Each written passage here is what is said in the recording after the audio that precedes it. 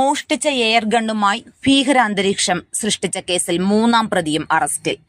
മദ്യലഹരിയിൽ air ഗണ്ണുമായി June 7 ഞായറാഴ്ച രാത്രി കോന്നി ടൗണിൽ ഭീകരാന്തരീക്ഷം സൃഷ്ടിച്ച 2 യുവാക്കളെ കോന്നി പോലീസ് അറസ്റ്റ് ചെയ്തിരുന്നു.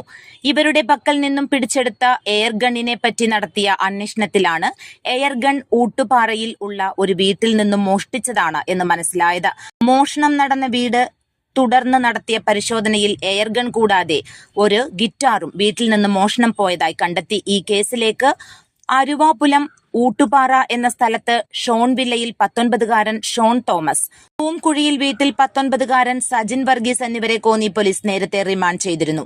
ഇവരുടെ കൂട്ടുപ്രതിയായ അരുവാപുലം പടയ്ക്കൽ എന്ന സ്ഥലത്ത് കരിമൽ വടക്കേതിൽ വീട്ടിൽ 19-കാരൻ ശ്രീജിത്ത് വിനോദ് എന്നയാളെയാണ് കോന്നി പോലീസിന്റെ പിടിയിലായത്.